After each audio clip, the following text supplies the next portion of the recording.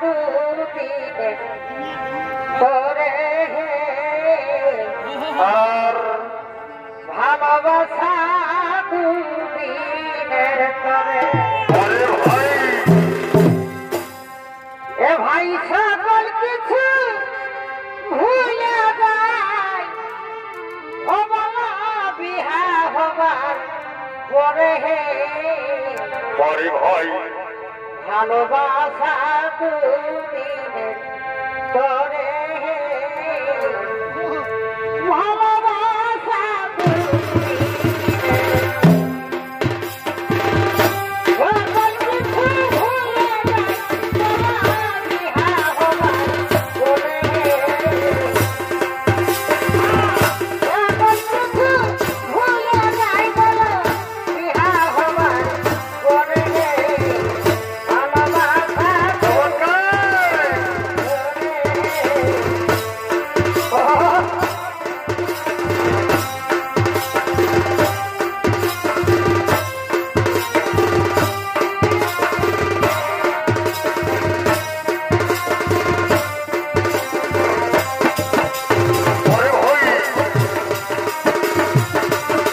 Presented by Purlia Panjulia.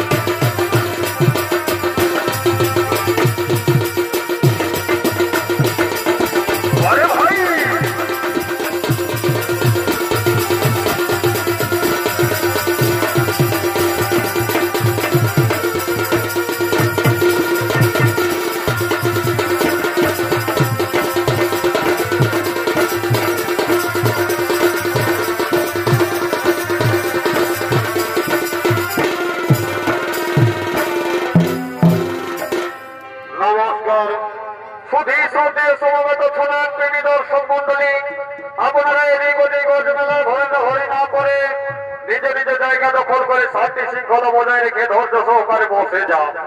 নিজে দেখুন, অপরকে দেখার সুযোগ করে দিন এবং আপনাদের অত্যান্তিক প্রচেষ্টায় এই মেলা প্রাঙ্গণ হয়ে উঠেছে সুন্দর, সার্থক ও মধুময়। তাই প্রতিটি দর্শকের মনের মনে কোথায় জেগে উঠুক আনন্দের শিহরণ। এই আশা আকাঙ্ক্ষা দেখে বিপ্লবী বাদল দিনের সম্প্রদায়ের পক্ষ থেকে আমাদের মহান মঞ্চে আমরা শুরু করতে চলেছি দ্বিতীয় নৃত্য নাট্যপালা। তাই যে পালাখানে মঞ্চস্থ করে দেখাবো এই পালার নাম হলো অর্থভাবে কলির আগমন পরীক্ষিত রাজার সর্বরঙ্গ।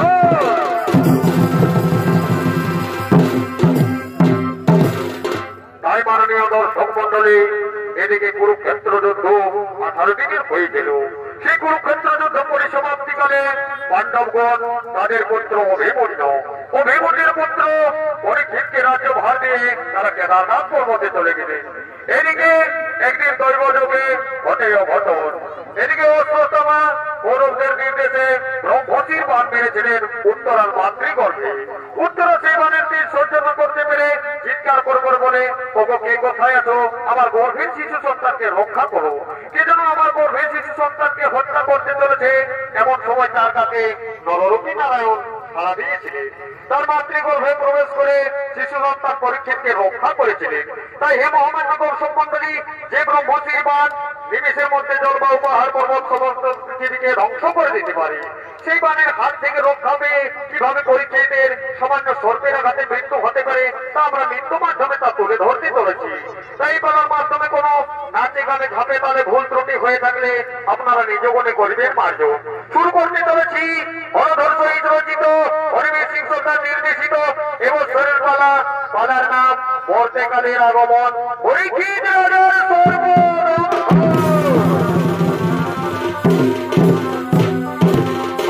তাই এদিকে রাজন পরীক্ষিত নিজ রাজ্য ধর্ম স্থাপনা করতে নাই তিনি অধিষ্ঠিত হলেন। অপরদিকে আজ কলির অত্যাচারে অত্যাচারিত পৃথিবী ও ধর্ম। তারা ধরলেন গাভীরূপ, তার পুত্র ধর্ম ধরলেন কৃষ্ণরূপ। তারা চলেছে ধর্ম রক্ষা করবার জন্য করে আগমন করছে। গায়ের স্কুলে বাবুর ভাই পড়ুয়াছে যারা সবাই খাল বাজাচ্ছে। পরে ভাই গায়ের স্কুলে বাবুর ভাই পড়ুয়াছে যারা সবাই খাল বাজাচ্ছে।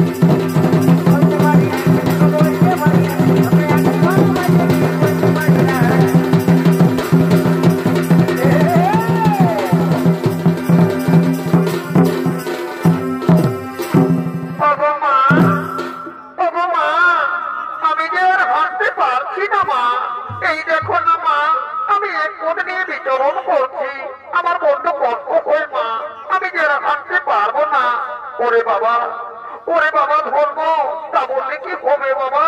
এই দেখ না বাবা, আর একটু পথ বাবা, চল বাবা, আর একটু পথ গেলে আমরা হস্তিনায় পৌঁছে যাবো।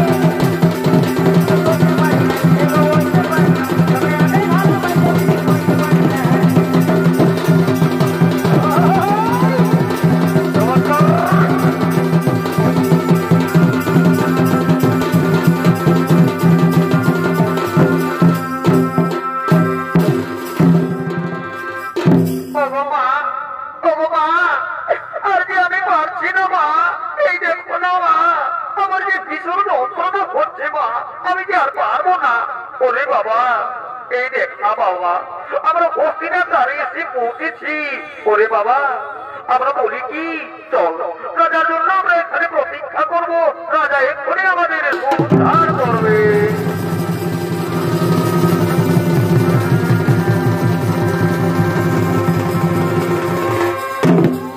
এদিকে ধর্ম পৃথিবী আজ রাজার দরবারে তার প্রতীক্ষা করতে লাগলেন।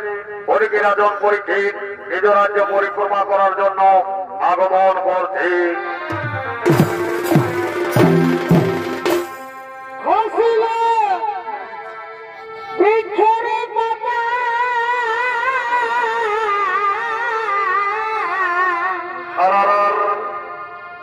আরে নামি দিল মনের আশা হে ভাই বেরঙ্গি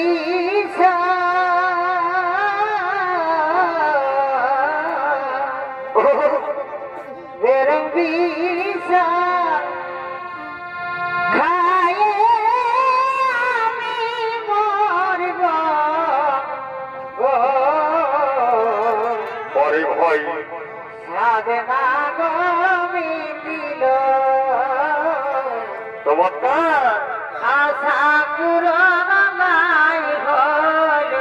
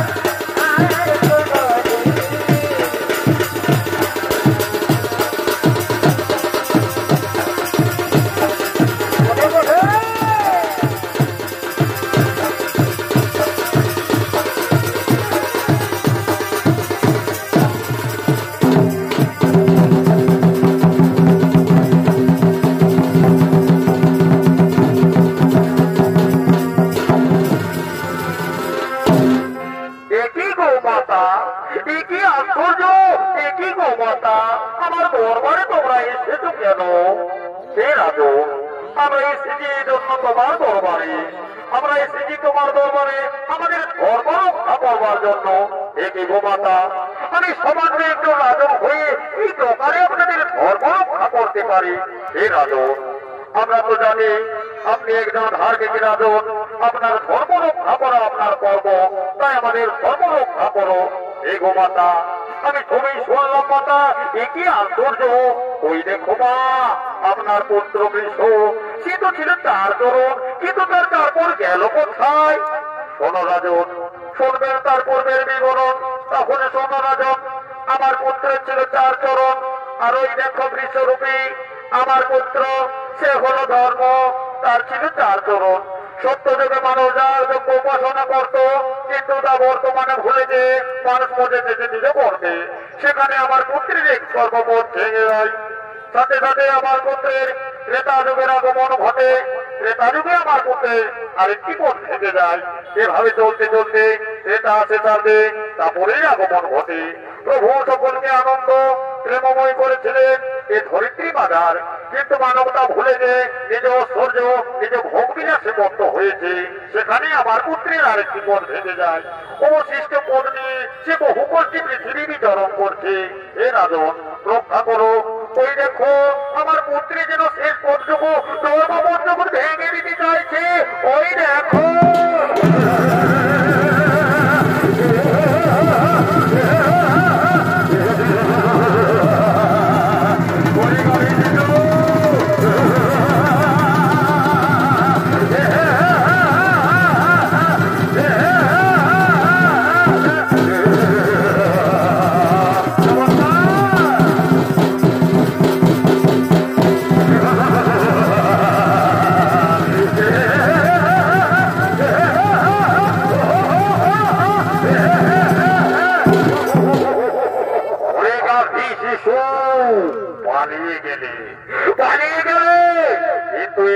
হাত থেকে তোমার মারিয়ে রক্ষা পাবে না। তুমি যেখানে লোকে বলো কেন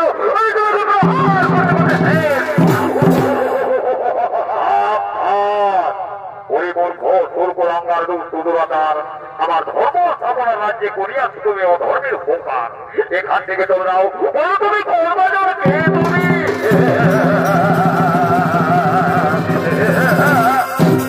মহারাজ, আমায় চিনতে পারলে না? আমি হলাম সত্য ত্রেতা দাপর তিন যুগের অবতীর্ণ, আমি মহাকলি। মহাকলি। ওরে কলি, তোর জায়গায় ধর্ম স্থাপনা রাজ্যে হবে না। তুই চলে যা, তুই চলে যা আমার রাজ্য থেকে।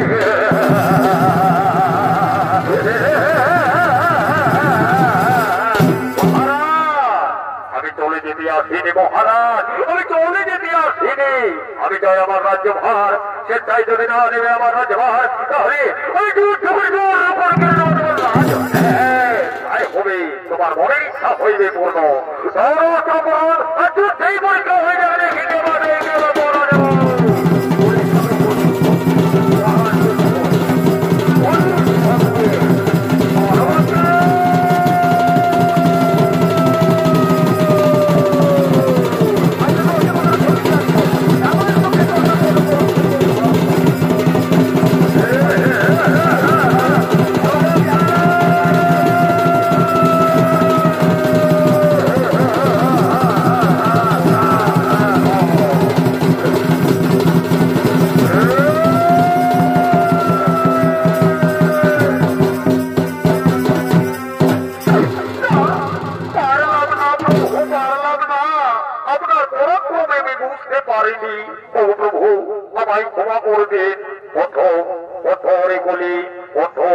আমি তোমায় ক্ষমা করে দিলাম।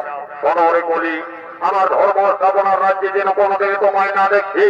যাও, তুমি আমার রাজ্য থেকে চলে যাও। না মহারাজ না, আমি চলে গেলে যে অনিষ্ট হবে। সত্য ত্রেতা দাপর যেমন তাদের যে সূচনা করেছিল, আমায় দিন রাজ্য ভার করি বলি। তোমার মনের ইচ্ছা হইবে পূর্ণ। যাও, তোমায় আমি 4 জায়গা দিলাম। এই 4 জায়গায় তুমি বসবাস করবে। তুমি থাকবে মনের আলোয়, তুমি থাকবে বেশালয়, তুমি থাকবে কোথায়খানা, থাকবে তুমি পাপি দাবির সব করছে না। প্রভু না, আমি তো এই জায়গায় আগে থেকে বিরাজ করি। আমায় কোনো নতুন বিশেষ জায়গা দিক, যেখানে আমি মনের সুখে মনের আনন্দে বসবাস করতে পারি। এগুলি হ্যাঁ তাই হবে। তুমি বলো কোন জায়গাতে থাকতে চাও? ওগো প্রভু, সত্যই যদি আমার প্রতি কি বড় হয়ে থাকে রে প্রভু, তাহলে দিয়ে মরে জায়গা আমি যেন স্বর্ণরত্ন ধনরত্ন মনে মানুষের উপর হয়ে যেন মরণ স্থান। ওই বলি তাই হবি, তাই হবি। তুমি ধনরত্ন মনে মানব স্বর্ণরত্নের উপর হইবে স্থান, কিন্তু মনে রেখো যে ধনরত্ন স্বর্ণরত্ন মনে মানব চুরি করে মানুষ নিজের বলে স্বীকার করবে, যে স্বর্ণরত্ন মনে মানব চুরি করে মানুষ নিজের বলে স্বীকার করবে, সেই সব ধনরত্নের উপর হইবে তোমার স্থান। হে প্রভু, হে প্রভু, আমি এইটুকু বিষয় পেয়ে আমি আনন্দিত। পরে বলি এখন আমি আসি, আমার রাজকার্য করতে হবে।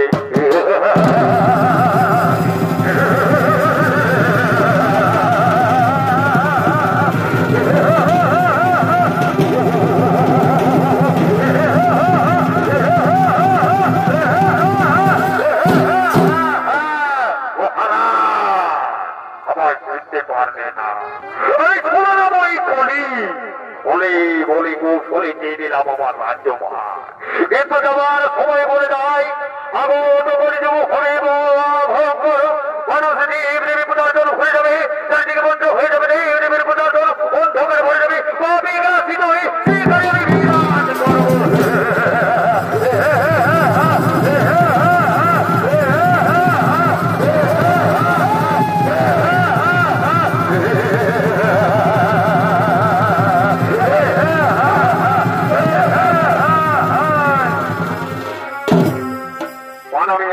মন্ডলী পুরাণ প্রমাণ অনুযায়ী এভাবে কলিযুগ সূচনা হলো। তাই এদিকে কলিযুগ নিজ কলিতার কলিযুগ সূচনা করলেন। অপরদিকে বদ্রীনাথ নগরে এক মহাযোগে বসবাস করে নাম তার শ্রমিক মনে নিত্যদিনের মতো নিজ শ্রমিক তপস্যা করার জন্য আগমন করছে। জন্মিলে চলিতে পারে যোদ্ধা বলে না চলিলে অযোধ্যা, না চলিলে অযোধ্যা, শোনো ভালো করে গো মনে করে লিখেছে দেবে করে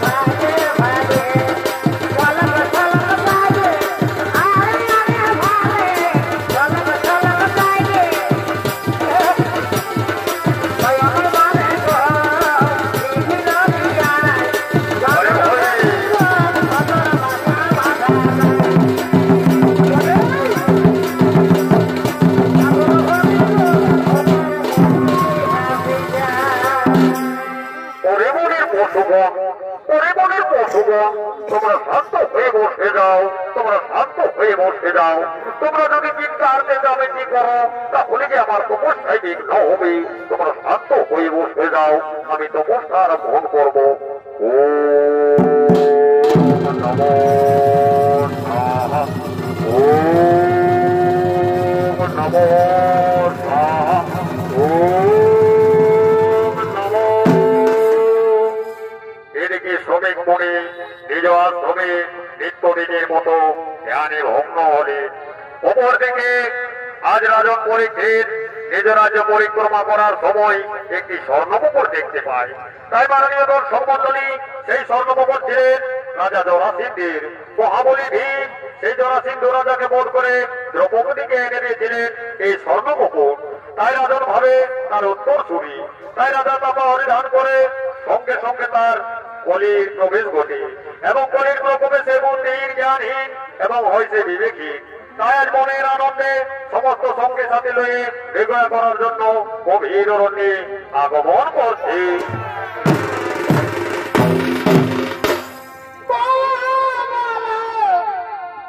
হরি ভয় হরি ভয়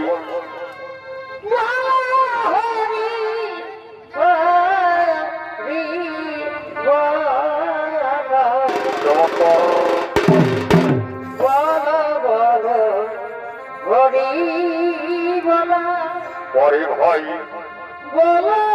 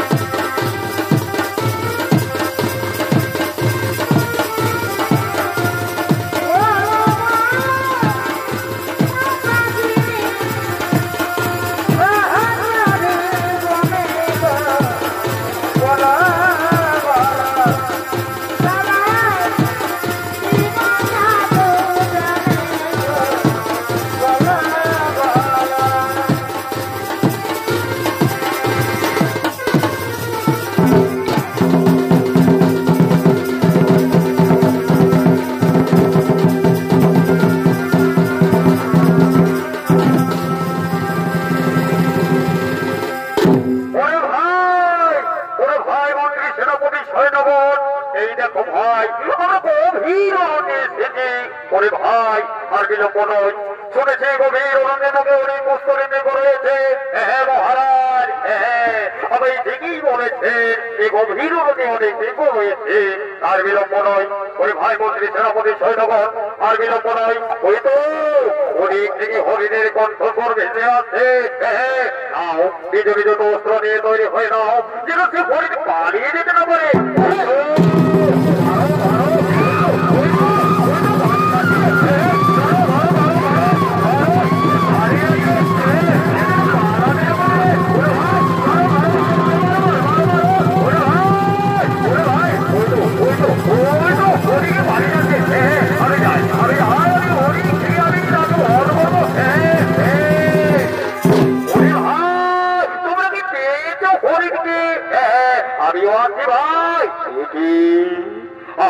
আমি গভীর অরণ্যে দেখতে দেখতে প্রবেশ করলাম। দাদা শুনেছি গভীর অরণ্যে নাকি অনেক হিংস্র জানোয়ার রয়েছে। আর আমি এখান থেকে পালিয়ে যেতে হবে, কিন্তু আমি দিদির উপায় সর্বশরীরে আমার ক্লান্ত হয়ে আসছে। আমি কি করবো? আমার কি বন্ধু পিপাসা পেয়েছে, কি করবো আমি? কোথায় গভীর অরণ্যে পাই কিন্তু জল? হ্যাঁ ওই তো এক আশ্রম দেখা যাচ্ছে, আমি সেই আশ্রমে যাব, আমি সেখান থেকে জলকেই জলপান করবো। হ্যাঁ আমি যাই সেই আশ্রমের দিকে।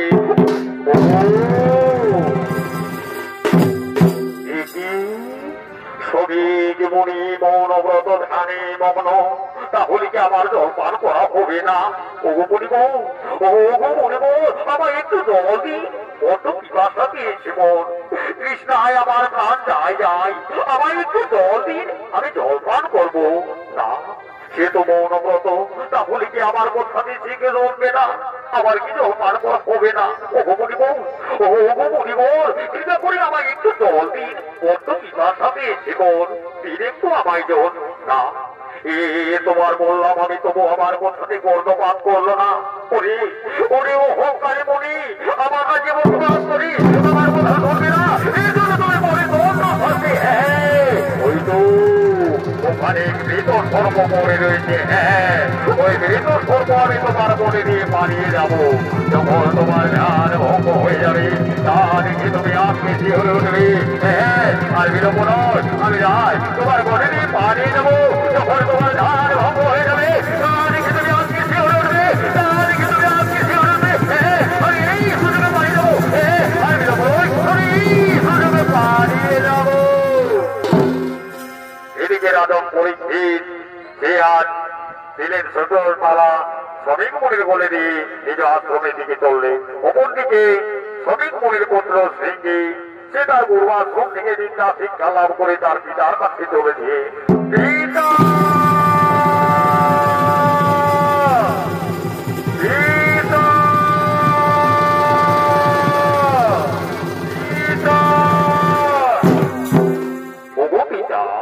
আমি গরুয়াশ্রম থেকে এসেছি পিতা, আমি বিদ্যা শিক্ষা লাভ করে এসেছি পিতা। ওগো পিতা, আমার প্রণাম নিও পিতা, আমার প্রণাম নিও। একই পিতা, একই পিতা, আপনি তো মৌনব্রত, কিন্তু কি প্রকারে আপনার বলে সর্প? তাহলে কি আমার পিতার সর্পের দংশন করেছে? না না, আমায় দেখতে হবে সেই সর্প জীবিত কে মৃত। হ্যাঁ আমি যাই দেখি গিয়ে সেই সর্প জীবিত কে মৃত। এই তো আমার পিতার সঙ্গে করেছি নিশ্চয় ছিল না। আমি মহাযোগী মুনি, আমি এক্ষণ ধ্যান যোগে জেনে নেব তা। ও নমো স্বাহা, ও নমো স্বাহা। উঠতে পেরেছি, ওরে রাজন পরিচিত সদর বলে এসেছিলি বেগয়া করবার জন্য গভীর অরণ্যে। সঙ্গীহীন হয়ে পড়েছিলে তুমি, কৃষ্ণার্থ কাতর হয়ে আমার পিতার আশ্রমে এসেছিলে জল চাইতে। কিন্তু মৌনব্রত ছিল পিতা বলে তোমায় উত্তর দেয়নি, তাই করলে তুমি আমার পিতার সাথে অবজ্ঞা অপমান। ওরে মূর্খ রাজন, যে সর্প দিয়ে আমার পিতারে করিয়াছে উপহাস, এই সর্প হবে তোর একদিন কাল সর্প। যা আমি তোরে অভিশাপ করি, 7 দিনের ভিতর হয়ে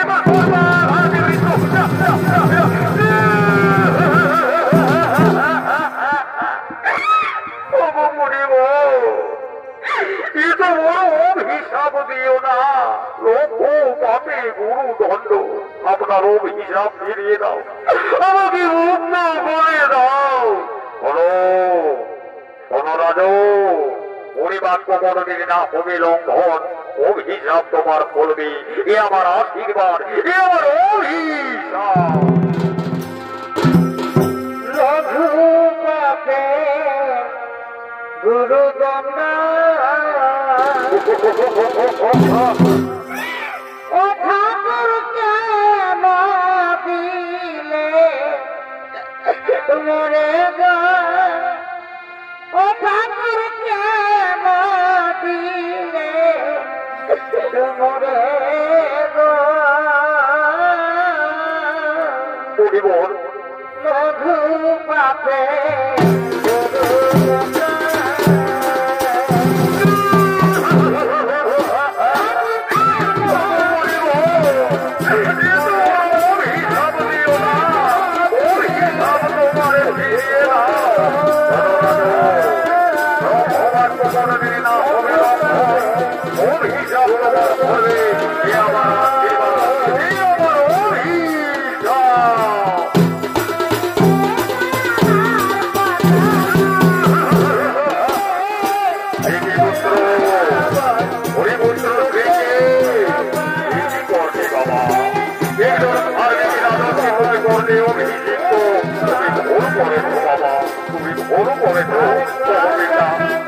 আরে আজ তোমার মনে ধর্ম দেখছে, আমি ক্রোধের মধ্যে পড়ে যাওয়ার রাজনের অভিযুক্ত, আমি ভুল করেছি পিতা, আমি ভুল করেছি। ওই পুত্র পরিবার কমরগিরি না হয়ে লঙ্ঘন, রাজনের ফলবে অভিশাপ। গণবী পুত্র এর বিহিত ব্যবস্থা করতে হবে। চলো আমরা যাবো হস্তি নাই, সেখানে কুটির নির্মাণ করবো, এই কুটিরে থাকবে রাজন, এটাই হয়ে রাজার শ্রেয়।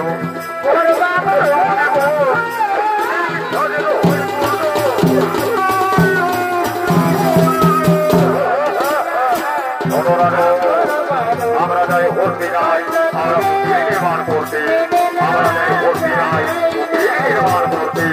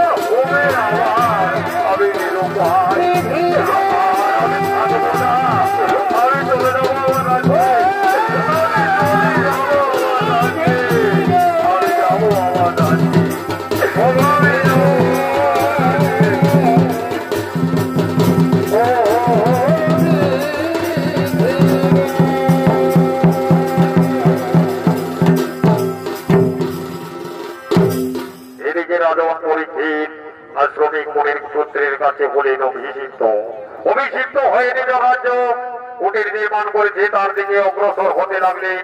অপর দিকে তার স্ত্রী মন্ত্রাবতী রাজন করেছে শিকার, তাই শিকার উৎসব পালন করার জন্য আগমন করছে।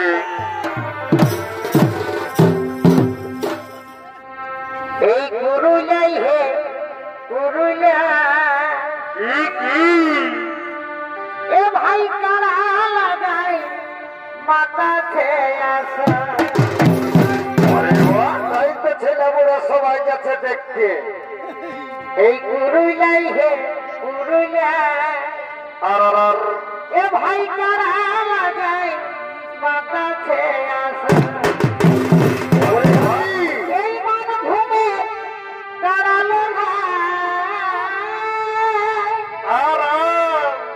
এই মানভূমে কারা সবার কাছে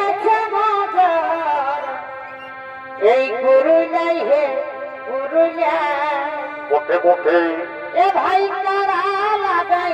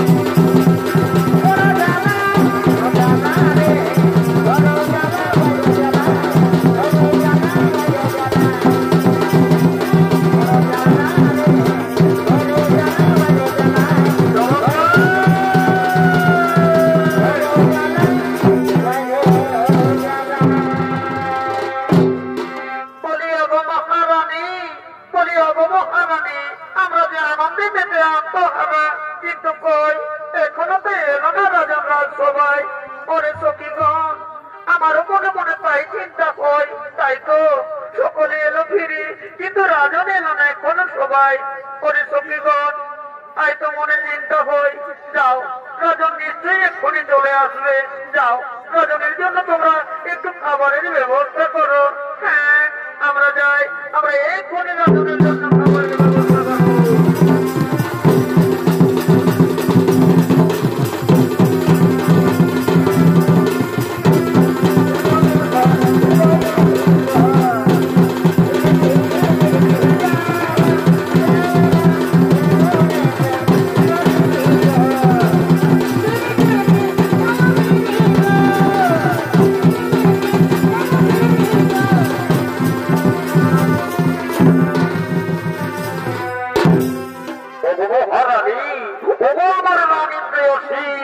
আনন্দে মাতোয়ারা বলো বলি তোমার কি হয়েছে?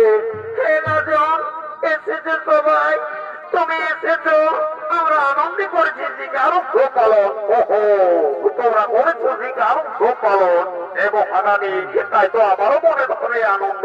এসো, এই আনন্দের দিনে দুজন আমরা হইবে মারিত।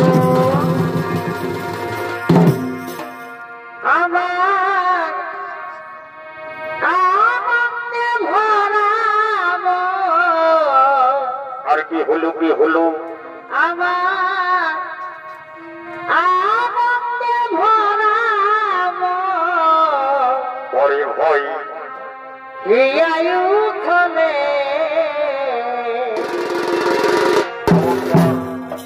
তুমি আসিবে বলে, বলো ক্রিয়ায়, তুমি আসিবে বলে আর বলো আর রেখেছি কপুর ঢেলে শীতল জলে কৃষ্ণ মিটাব বলে, পরে ভয় এবছর মধুয়ায়ে দেব, আর এবছর মধুয়ায়ে দেব, ধন্য ক্রিয়া তুমি মুছে চলে তুমি আসিবে বলে, তুমি আসিবে বলে।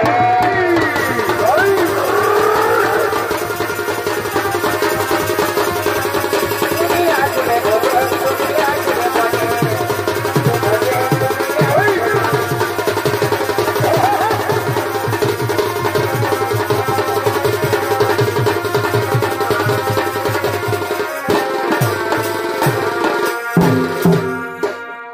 প্রেয়সী, তুমি হয়তো জানো না আমার মনে ধরে প্রেমের বাসনা, তাই তো আমি স্বীকার করতে গিয়েছিলাম। অবস্থামি, তুমি হয়তো তা বুঝবে না নারীর বেতন। তুমি ছিলে না, দিনই রাতে বারংবার মনে পড়ে তোমার কথা, নিদ্রা জাগরণে শয়নে স্বপনে তোমায় দেখি গো। এসো, আনন্দ দিনে দুজন মেতে উঠি প্রেমালিঙ্গনে। চোখে চোখে কথা বলো, মুখে কেন বলো না, মুখে কেন বলো না। পরে ভয় শুনয় গো প্রিয় সখী, শয়নে স্বপ্নে দেখি, শুনয় গো প্রিয় সখী, পরে ভয় শয়নে স্বপ্নে দেখি, আর তোমায় না দেখে আমার, তোমায় না দেখে আমার ঘুম আসে না। চোখে চোখে কথা বলো, মুখে কেন বলো না, মুখে কেন বলো।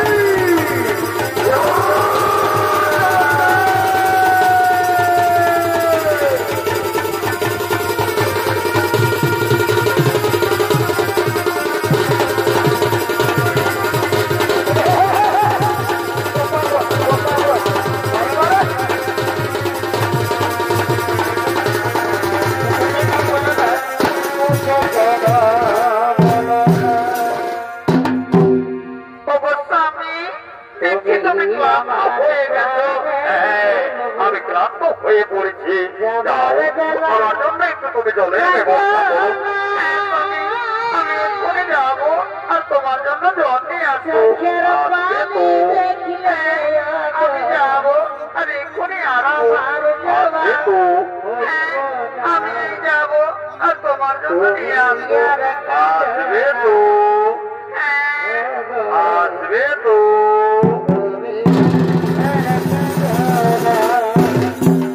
এদিকে রাজন তার বিশ্রামকারী বিশ্রাম করছে, কিন্তু বিশ্রাম করতে করতে সেও রাত্রে ঘুমিয়ে পড়েছে।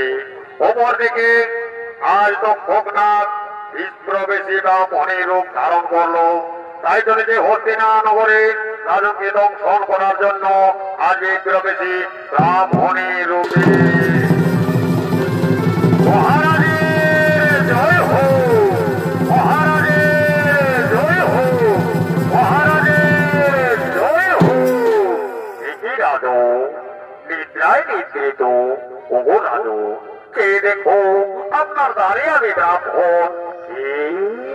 কে আমায় ডাকে একাকে দ্বারে? ওগো বলো, বলো তুমি কোন ব্রাহ্মণ? এই রাজু, আমায় চিনতে পারছো না? আমি তোমার রাজ্যের কত দরিদ্র ব্রাহ্মণ। নিত্যদের ভিক্ষা করি, যা আমার ভিক্ষা দোপে তা দিয়ে আহার্য করি। শুনেছি রাজন তোমার কাছে ব্রহ্মসাপ হয়েছে, তাই তো তোমার জন্য কিছু ভিক্ষা দিয়ে এসেছি। নাও রাজন, এগুলো তুমি গ্রহণ করো। না না ব্রাহ্মণ না, তা কখনো হবে না। আমি আমার একান্ত অনুগত ছাড়া আমি কারো কাছ থেকে কিছু গ্রহণ করতে পারবো না। এই রাজন, মনে বড় আশা নিয়ে এসেছিলাম আমি, আমার তুমি প্রত্যাশা করে ফিরিয়ে দেবে। হে ব্রাহ্মণ হে, আমি নিজে অনুগত ছাড়া কারো কাছ থেকে নিতে পারবো না। যাও ব্রাহ্মণ যাও, আমায় একটু একা থাকতে দাও। হে রাজন, আমি বড় আশা নিয়ে এসেছিলি, আমায় তেড়িয়ে দেবে।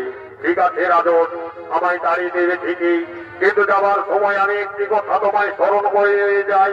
মনে পড়ে রাজন সেই ব্রহ্মসাপের কথা, মনে পড়ে রাজন সেই অন্তিম সপ্তম দিনের কথা, মনে পড়ে সেই ব্রহ্মসাপ। ওগো ব্রাহ্মণ, তুমি এত কথা জানলে কি প্রকারে? বড় ব্রাহ্মণ বলো, তুমি এত কথা জানতে পারলে কি করে? হে রাজন, আমায় চিনতে পারলে না? তবে যে দেখো রাজন, তুমি ঠিক আমায় চিনতে পারবে।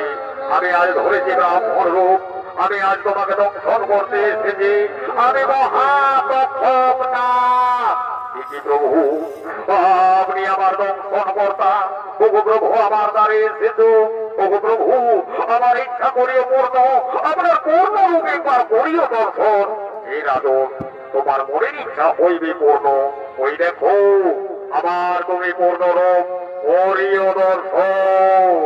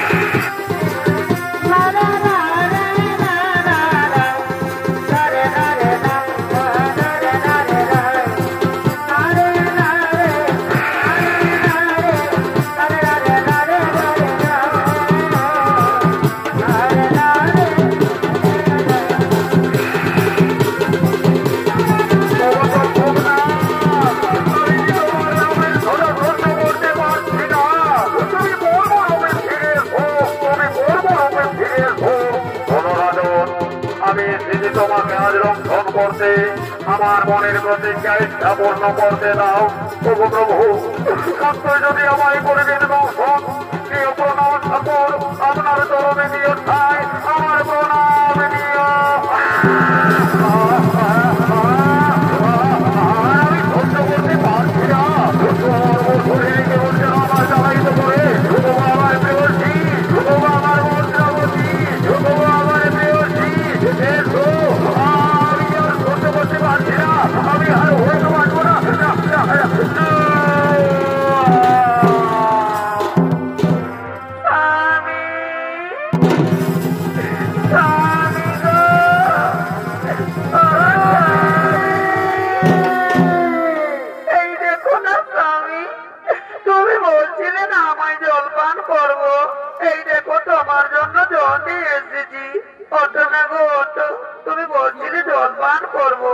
কিন্তু তুমি ঘুমিয়ে পড়েছো। ওঠো না গো, ওঠো। সর্বক্ষণির যেন নীরব হয়ে আছে। কি বলতো গেলাদের জিত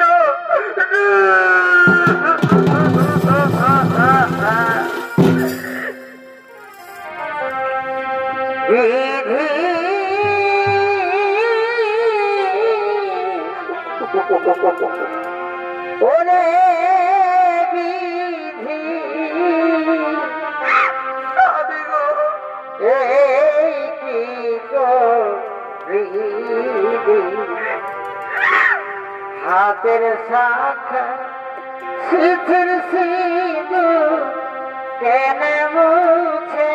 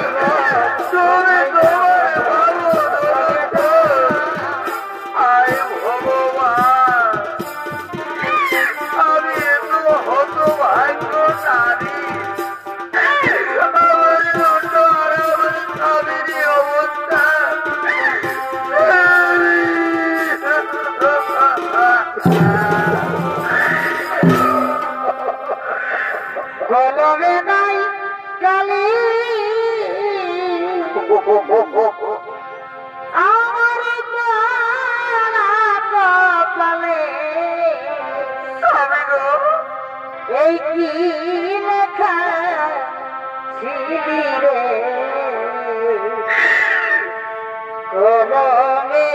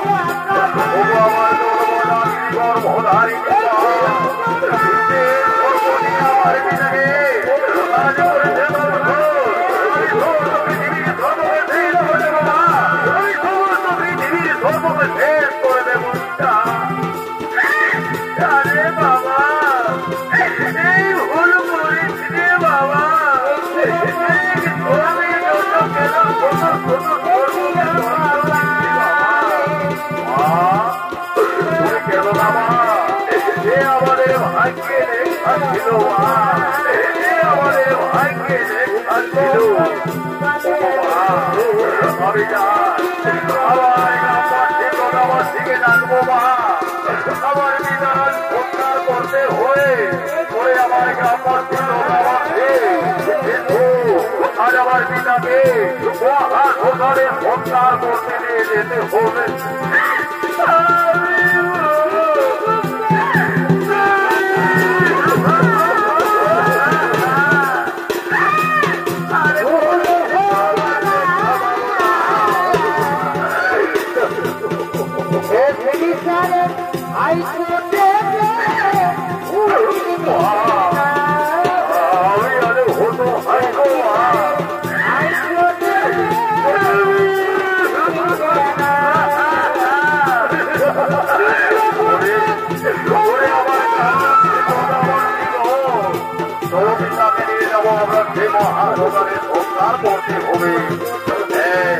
আমরা নিয়ে যাবো মহাশ্মশানে